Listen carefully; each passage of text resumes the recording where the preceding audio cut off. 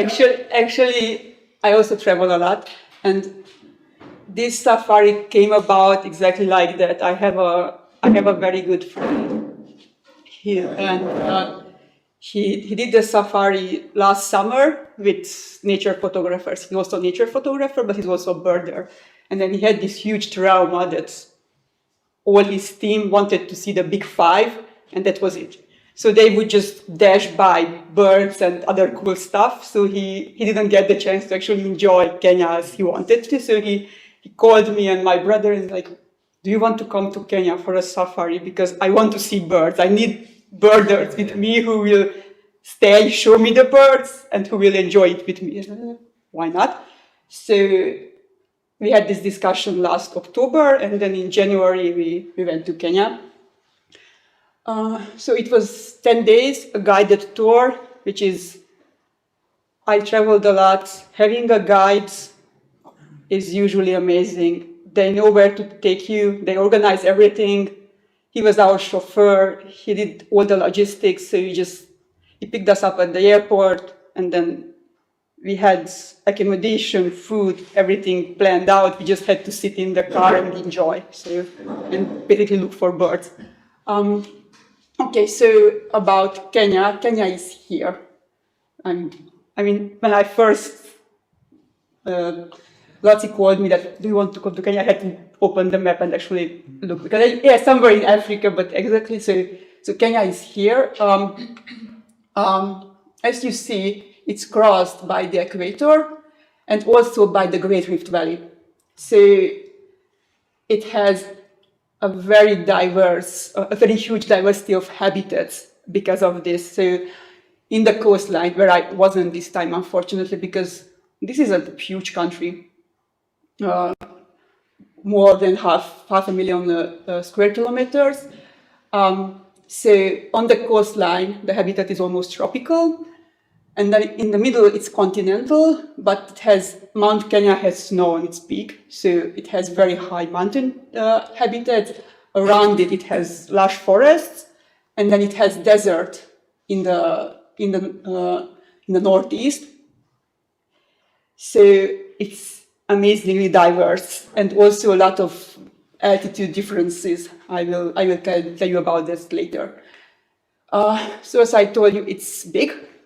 It has over 50 million people in there, making up 42 tribes. So the official language of Kenya is Swahili and English.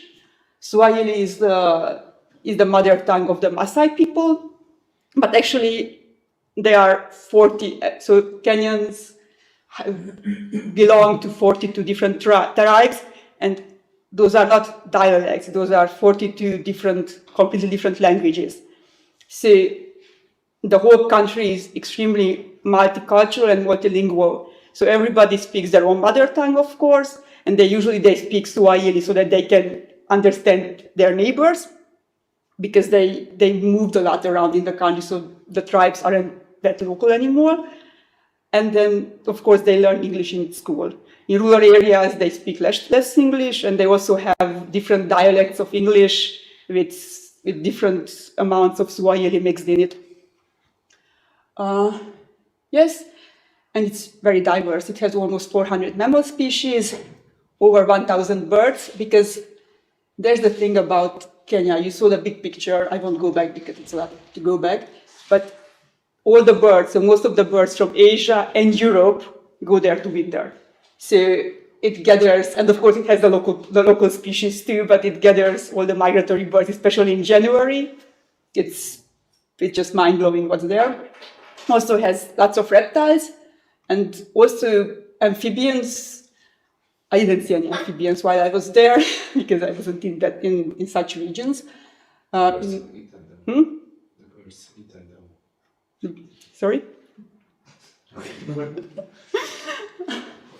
Oh, the birds have eaten them. Yeah, probably. I'm pretty sure that the yellow-billed stork has eaten frogs while I was there. Whenever I go to a country, I like to check usually the UK website for travelers for health information. Kenya is pretty basic, what pertains traveling to third world countries. The vaccines are the standard hepatitis A, tetanus, and typhoid fever. I've had them many years ago already. In Africa, yellow fever is usually very prevalent. Unfortunately, not in Kenya. So yellow fever vaccine is not mandatory in Kenya. Actually, it's not even recommended because there's no exposure, so you don't need it. On the other hand, you can catch malaria all over the country. So while we were there, we had to take Malaron. That's an antibiotic. You start the treatment before you go, and then you take a pill each day, and then one week after you come home, you still have to take it so that you prevent malaria. Currently, there's no working vaccine for malaria, so antibiotics is the best prevention. It's very cool because Malaron has two quite major side effects. One is hallucinations, and the other is insomnia and bad dreams. If you're prone to it. Sorry? Yeah, exactly. Fortunately, I never had problems. So until now, whenever I take a Malaron, I had no problem with it. This time, I had one night when I had this amazingly intense dream, but the dream was so intense that I woke up and I was still emotionally in the dream, and it took me time to get out of it, and I was like, shit, this is the medication, come on, just snap out of it. So it was a fun experience with side effects. Okay, so that's health-wise. The other thing is public safety. In Africa, generally, it depends on the countries. Currently, for example, the eastern border of Kenya is unsafe because of terrorist groups, so people can disappear there. But also abduction rates in generally are quite high, even in Kenya. So our guide was taking very much care of us. We couldn't leave the car. When we were in the city, the car had side pedals and those were always down. So we were basically locked in the car to be safe. When we stopped at a fuel station, and of course, like proper biologist, we saw this huge yellow-billed stork colony 200 meters away. So we just headed straight for that through the city, through everything. And then I just saw from the corner of my eyes that we are being followed by two policemen. They were very, very discreet, 30 meters, but they were there as bodyguards. So it was an instant thing. They see a white person just completely crazy like we are, and they were just there to make sure that nobody messes with us. And it's a strange, I never realized until that it's a thing that just dawns on you that, yeah, it's dangerous. And another experience was, we had some snacks with us, and we saw some children coming from the school. They were very small school children, first or second graders. And I had this bag full of sweets that I wanted to give them. And I let down the window, I reached out, and they ran. And they basically ran up a hill. There was barbed wire, and there was a little guy and a little girl. And the guy was very cute because he dragged the girl with him, pushed her under the barbed wire, and then he was half under the wire by the time I got out of the car to give them. And my guide was like, no, just put it down because they won't take it. And it's like stranger danger. And children know. I didn't realize. I was like, yeah, but this is how children get kidnapped. So they knew. The little guy was just making signs for us that just go, and then I can take it. And I left the bag there, went back to the car, and then after we drove over and we were really far, then he went and took the sweets. And it's chilling to know that children have to be trained for this, because kidnapping is a real problem, and human trafficking, and especially child trafficking. So yeah, it's about safety. Packing. Elevation and temperature differences. So I had to have warm clothes and not so warm clothes, and boots, and of course the optical equipment, like the scope and the binoculars, and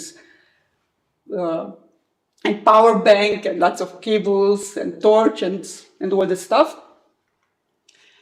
And then we went. So the first flight was from Bucharest to Doha, 5 hours.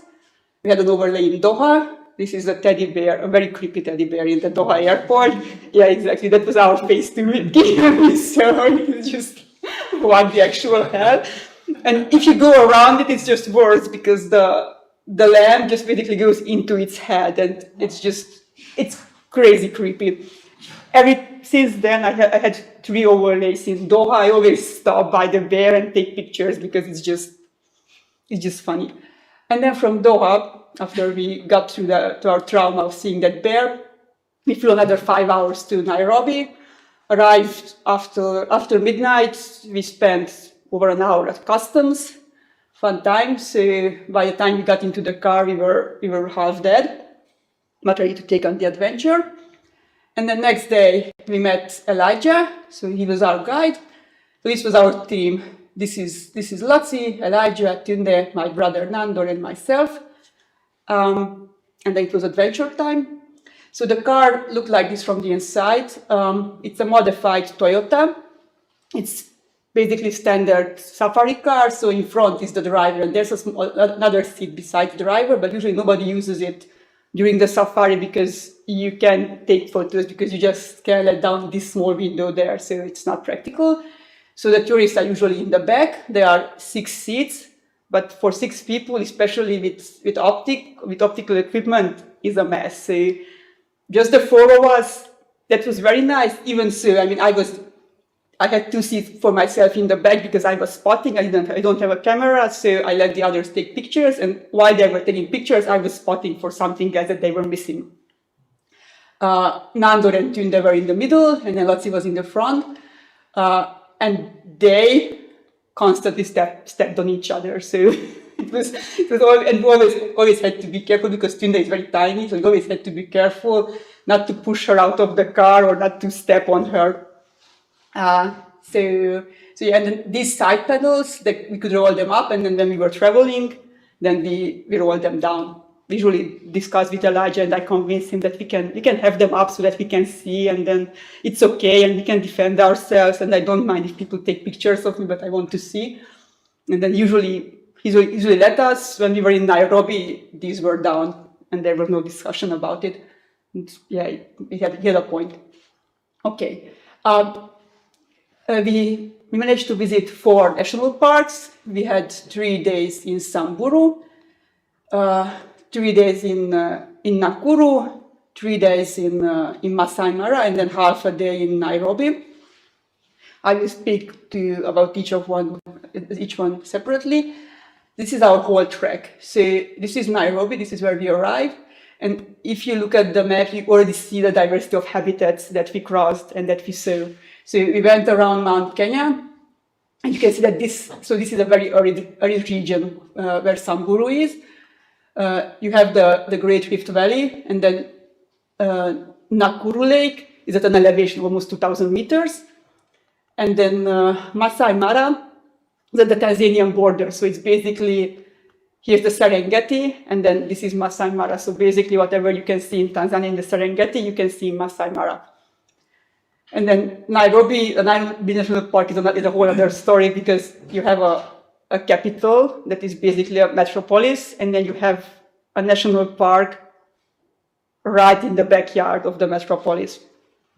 That's, again, a whole new story. Okay, so first trip was to Samburu. So this is a national park, and these are our days route. So you can see that it's a very arid region. We had some mountains, we had some dry bushy vegetation and scarce grass. So it was between the grass was quite short, and there was lots of bare ground. And because the vegetation is so dry and so short, the animals are smaller because they have less food. So the elephants were smaller than in the other national parks. The giraffes were smaller in other national parks because they have less to eat. So selection works locally, because if you try to grow too big, you starve. You just don't have the resources to grow too big. And also this is one of the parks that's most affected by climate change and droughts, because it's area that it is. So in Kenya, the seasons, it's not, they don't have a dry season and a wet season. They have a short rain, some dry period, and then a long rain. So the short rain is from October to December. So we were right after the short rain. When the vegetation recovers somewhat, then they have a couple of dry months. And then from March till May, June, they have the long rainy period. And then at the beginning of June, the great migration starts, because then the large herbivores come up from the Serengeti to feed on the freshly grown grass after the long rain.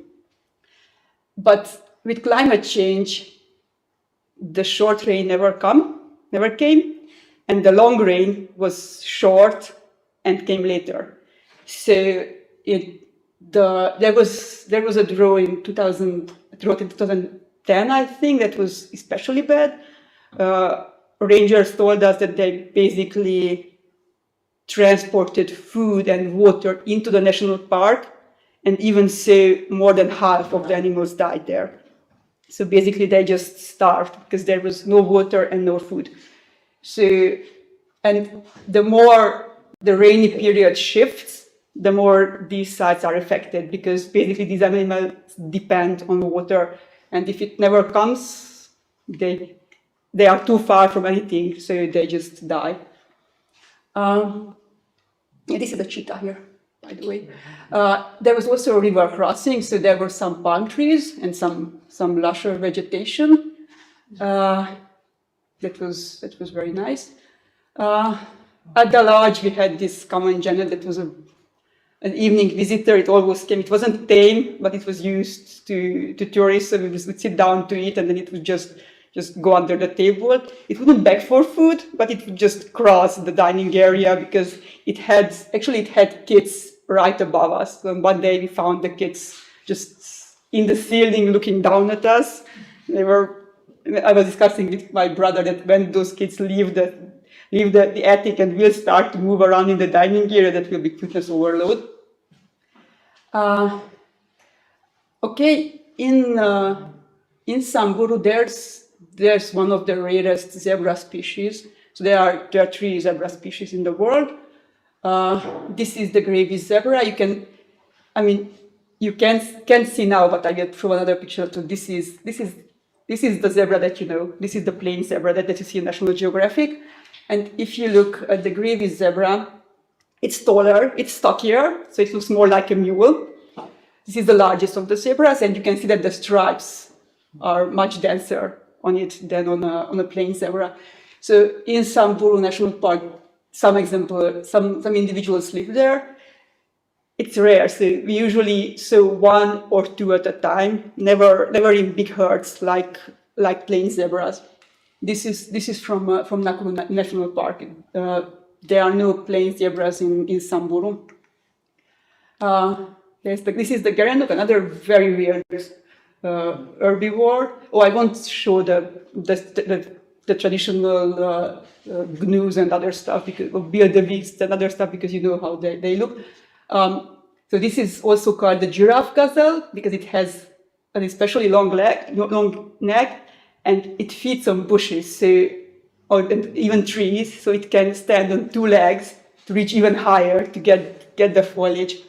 We actually got to see that, couldn't take pictures, but we got to see the moment when the male was just got up and on 2 feet to feed, and it looks very weird, because it has these tiny legs, and you don't expect these tiny legs to hold this animal. This is another more special species, the oryx. It has quite a large population in Africa, but for example, in Saudi Arabia, they are making very huge efforts to reintroduce the species, because it went extinct. So it disappeared from many regions, and now people are making efforts to bring it back. It has these very, very specific markings, so it looks very cool. And this is one of my favorites. This is the dik-dik. It's about the size of a hair. So so these toothpick legs are really toothpick size. I don't know, it's probably popcorn or morning snacks for a cheetah, but I don't know what eat this because it's just truly tiny. In Samburu is also a few places in Kenya where you can see the Somali ostrich, one of the 2 Kenyan ostrich species. It's very cool because the bill is just blue, like this blue. I mean, this is a diva, and this is the female.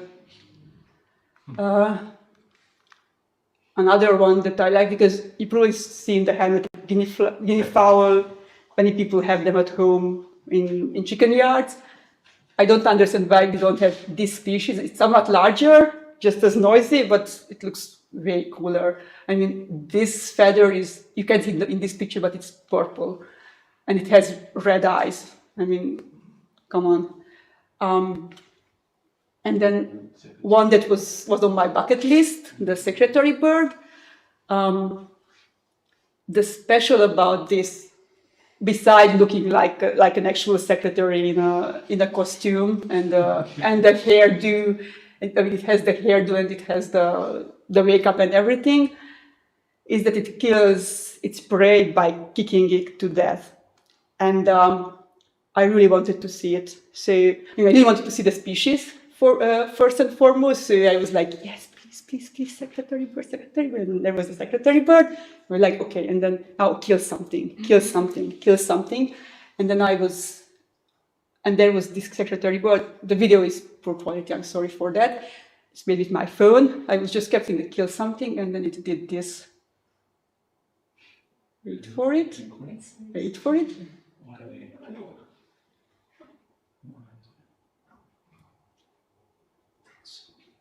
That's some very cool step dancing. It's not dead yet.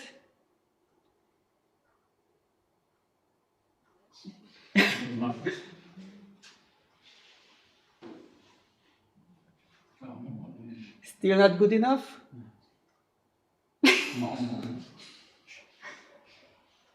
And then down it goes.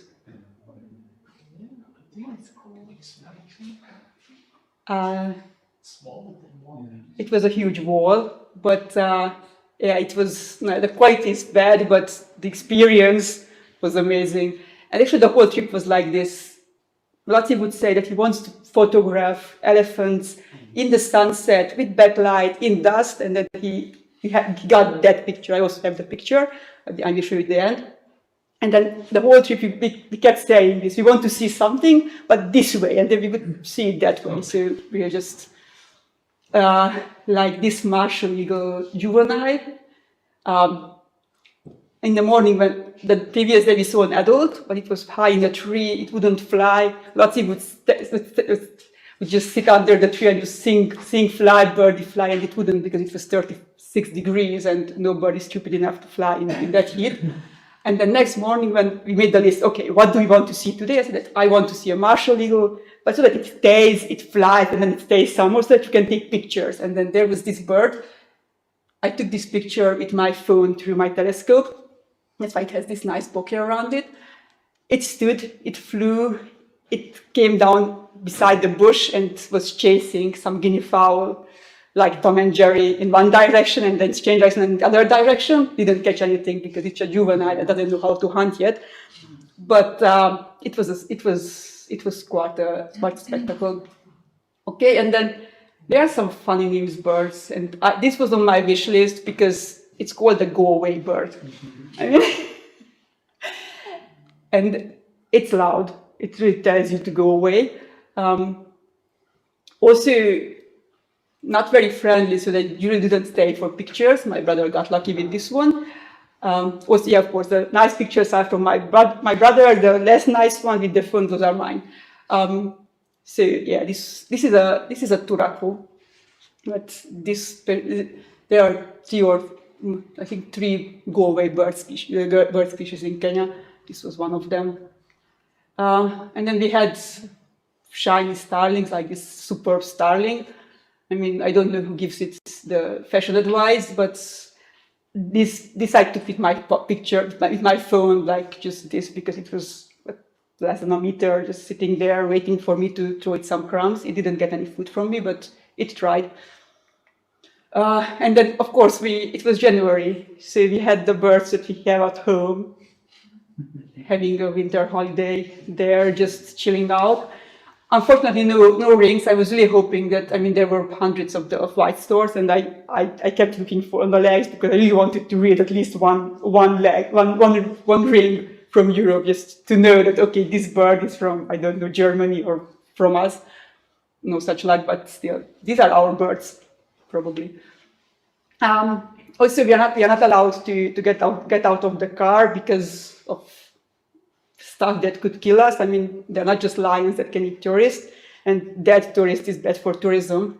So Elijah was really careful not to let us wander. But in the lodge, you can wander. So this burrowing asp was at the lodge. Yeah, it's poisonous. Yeah, I took this picture with my phone from less than half a meter because I'm not completely sane. I didn't touch the animal because first my twin that came and she said that it's a legless lizard, that she found the legless lizard. And then I came out to check the legless lizard and I looked at it and I was like, yeah, this is not a lizard. So let's not catch and verify if it's venomous or not. It is venomous. Later I showed the picture to Elijah and my brother told him that I have the snake in my pocket, but Elijah didn't believe by that point. Also, other cool reptiles were the common agamas, just chilling by the pool.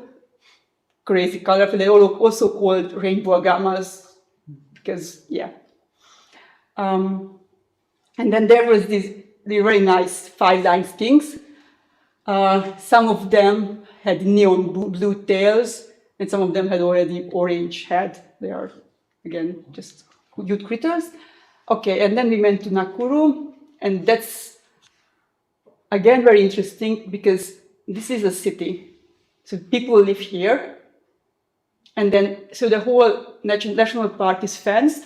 It's also a sanctuary for the critically endangered black rhinoceros. So the park is fenced more for the protection of the animals and the protection of the people, so that they keep poachers out.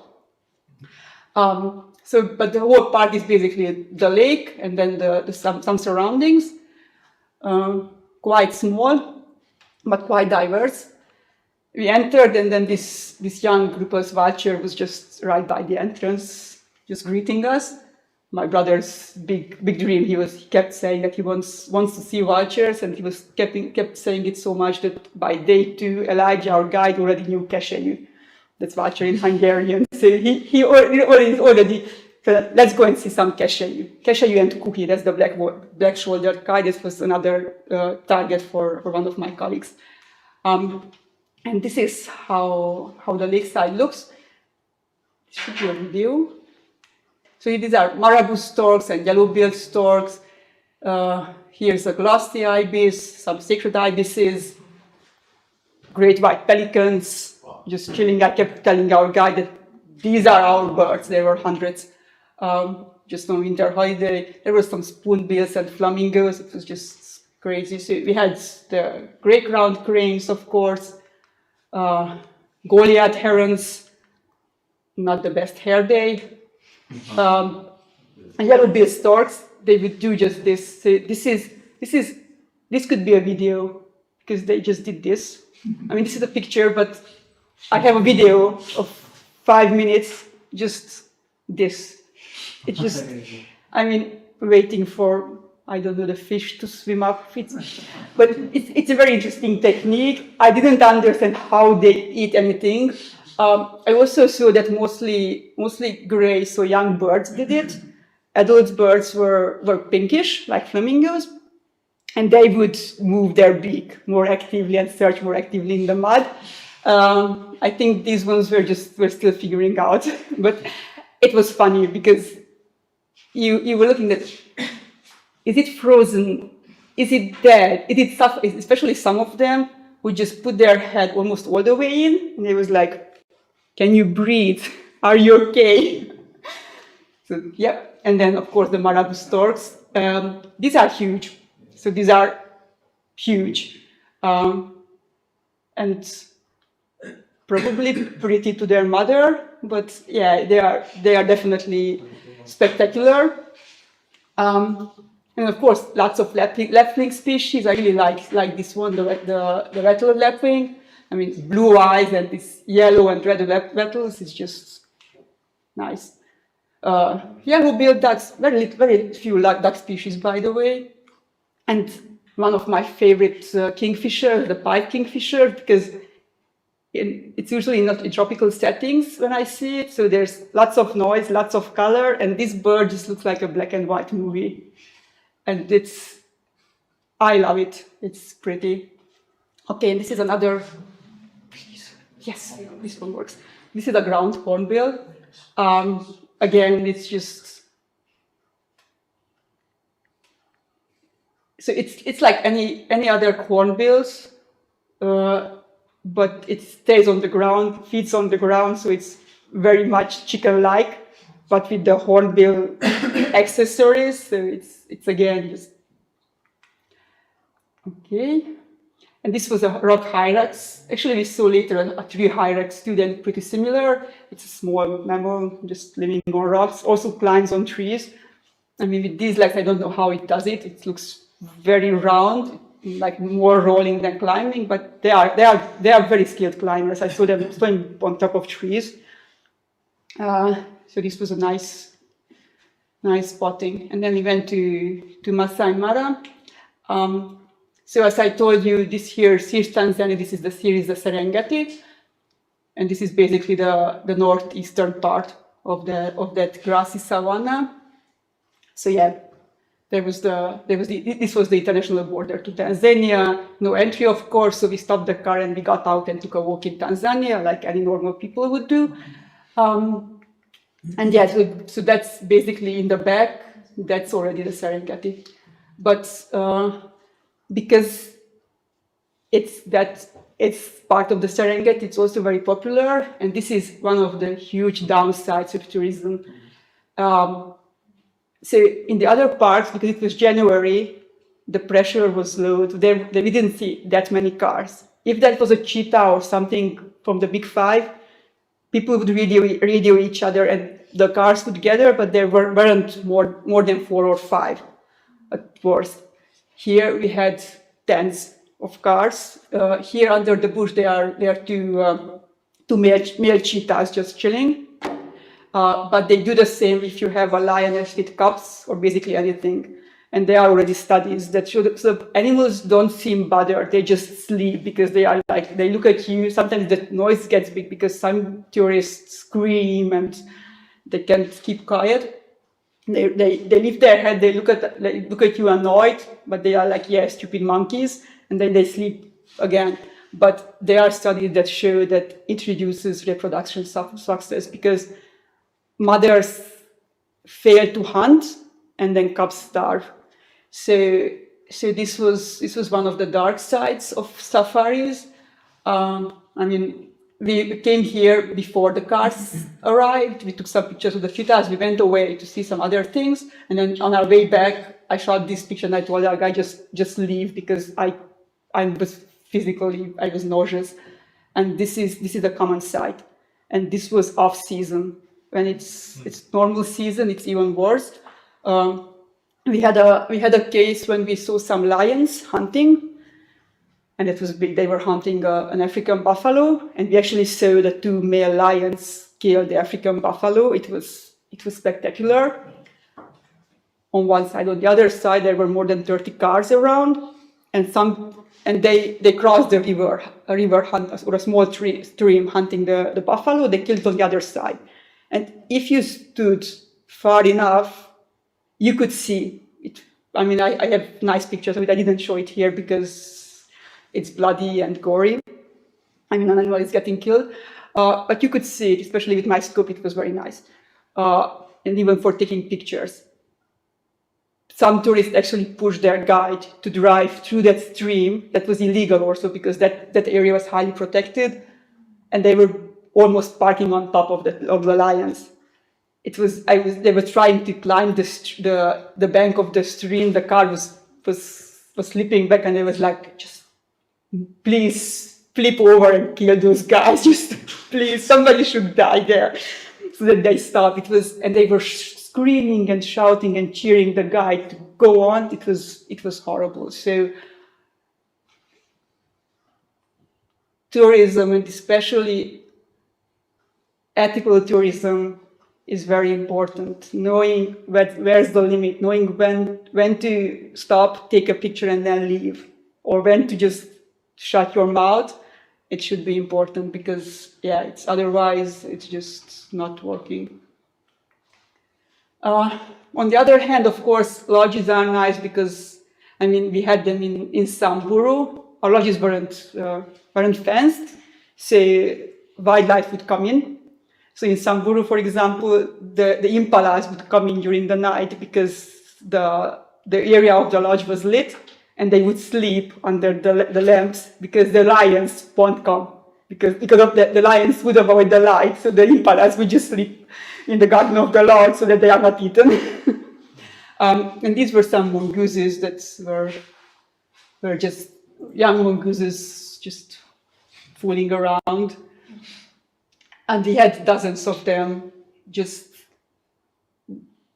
I was but less than 10 meters. I just sat down with my phone, not moving, just waiting for them to do their thing, and they were just having fun, ignoring me completely. I had to be careful not to let them come too close, because if I didn't move, they would use me as a tree to leave. So I had to, at one point, I had to move so that they realize that I'm not decoration. Okay, and then, as I said, so it's mostly grassy savanna. Here, the short rain came, and they were actually raining there in the back, you can see. So the grass was already pretty tall, waiting, already almost ready for the Great Migration. Also, there were some people like, I don't know what's this thing, but with the balloons, but people like to fly around it. Even the roller didn't really understand what's with the balloon traffic. And then, because it's grassy savanna, so you have the specific species, we got crazy lucky with this pair of high-lacking quails, because they just stopped at the road in front of us. Because we kept seeing them just flying in the grass, but seeing a quail in flight is that's very underwhelming. You can identify the species, because these are red, our common quail is brown, and the blue quail is blue. So you can identify the species in flight, but it's not nice. This was nice. And then we had this black-bellied bustard, and now let's see.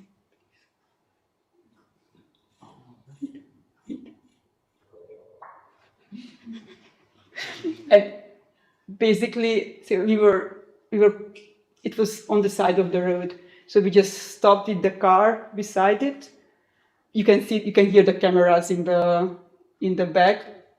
But it just didn't care. So it was just doing its thing. And actually, this video is edited, because by this time all of us were laughing, so I had to cut the sound, our sound out of it, because it was just funny. What's the sound? Also, raptors, lots of raptors. We got lucky with vultures, so we have seen more than 5 species. This is a young battler. The adult is black and white with very, very red legs. But even the shape of this bird is just pretty. And then I just love this picture of my brothers. This is a very majestic long-crested eagle, and I swear to you, from any other angle, this bird looks imposing. Not from this one. Don't take pictures from the front of those. We also had different pipits. This is a longclaw. So this is a very, very yellow pipit. There's also a pink-breasted species that's the same, just in pink. Again, starlings at different colors. This was also iridescent, this violet, and the golden eye is just really overdoing it. And then that's one other thing that I really wanted to see.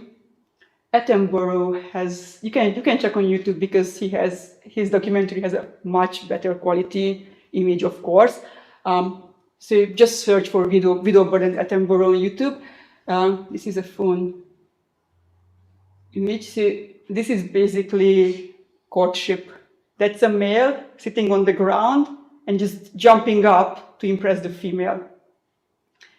So this is the Jackson's Widowbird, and we had about 30 of them in this huge grass, just popping up, and yeah, they are funny. And then this is another one. This is a pin-tailed whydah. You will see a picture of this because it's worth. But again, courtship to the extreme, and a very, very, very unimpressed lady. So this is the male really showing off those tails and those skills. And then the lady is just, yeah, nah. And then, come on. And she was just, yeah, no. This is the birds in flight. It's through my brother's camera. So, yeah, sexual dimorphism and sexual flamboyance just to the extreme. Of course, we had very nice Nile crocodiles on most riverbanks, and lots of hippos. And actually, these are the most dangerous animals in Kenya, responsible for lots of deaths. They are herbivores, but they are highly aggressive. I mean, you can see the scars. They can do this to each other. If you do that to you, you won't survive that. Of course, very cute hyenas. And then I put these three together because we have seen each species in the three national parks. So this is in Samburu, the reticulated giraffe. As a species, this is the largest one because Samburu has less food. This one is small. Actually, in this case, this one was smaller than the Maasai giraffe. And this is the Rothschild giraffe in Nakuru. This is one of the rarest giraffe species on the world. Little over 1,000 individuals left, I think. So yeah, this is not having it good. You can see the difference in the spots and coloring, but especially in the shape of the spots. If you look, you can see that they are quite different. And then we had half a day for Nairobi. As I said, so this is basically the Kenyan capital, and then this is a national park. So you get lions here because here is the fence, but doesn't always work. So you get this surreal picture that you have common ostriches, and then there's the Nairobi skyline behind them. And actually, it's very diverse. Lots of tourists stop here because, I mean, you land with your plane and then you're still right there. You saw the hammerkop here. This is a close relative to the shoebill, in the shoebill stork. There's no shoebill in Kenya, so this was the next best thing that we could get, and boy, it was good. This was the reed cormorant that was on our wish list. It's basically the lesser cormorant that we have, just fancier. Spotted thickney is just as unimpressed as our European thickney. And then this was the huge wow of that trip. This is a serval, and this species is very, very shy, so you basically never see it. Our guides also told us that he never saw it in Nakuru, in Nairobi, and he can count on his two hands how many times he has seen it in 18 years of him being a guide. So it was just sitting on the side of the road. We just dashed by and we were like, stop, back, serval. It can't be. And back, it was the serval. My brother took the picture, and then it wasn't impressed, so it slowly just went into the grass. But it was big. And then when we are with cats, then let's go with cats. So we had many cheetah sightings, of course. This is made with my phone, that's why it's so bad. We had the leopard, and this one was going for its evening hunt, but we managed to see one just resting on the tree, and they are just cats. I mean, just legs hanging, tails hanging, not a care in the world, huge belly, it was digesting something. So, kitty cat, don't pet, but it looks fluffy. Lions, these were actually on a honeymoon. They were having about 15 seconds sex every 20 minutes. Our guy told us that they stay like this a couple of days and then they go back to the pride, but until then they just go away and they just try to make little lion cubs. So they would just do the deed and then just sleep a little bit, and then one of them wake up, nudge the other, come on, let's go it again, they did it again, and then just left some more. They were funny. And actually, see, starting from the leopard, this is the African Big Five. So initially the Big Five was the 5 hardest to hunt species. Nowadays, thanks to tourism, they are really the target species. So every tourist who goes to a safari, they want to see these 5 animals. So this is the leopard, the lion, the African buffalo, that's a Western Kettling ratoniid. Again, my brother's big wish to take a picture like this. The rhino, this is the black rhinoceros, and we managed to see the white too. Actually, funny thing with the white rhino is that now we call it white rhinoceros, but it actually doesn't come from white, from the color. It comes from wide, like it has a wider mouth. But basically because of black and of the other being black, and then this one just saying white, people just mishear it to white, and now it's everybody calls it white, but originally it was just white. They have a different feeding techniques. So these they mouths look, I think this one's up and the others look down. So some eat from bushes and the other eat from the grass. And of course the African elephant. And this was Lotsi's picture with the settings. And also here on this tree you see these black dots. There are about 30 vultures there, 5 different species. So here these spots, each of these spots is a vulture. So in total, we had 10 days. It cost us $4,500, $1,000 the flight ticket, and $3,500 the safari as a whole package. We managed to visit 4 national parks. We saw over 350 bird species. We are still identifying some because from the pipits and cisticolas and larks, some just took pictures and we still didn't get to go through the pictures. We had 36 mammals and 7 reptiles. And yeah, I'm done bragging. Thank you.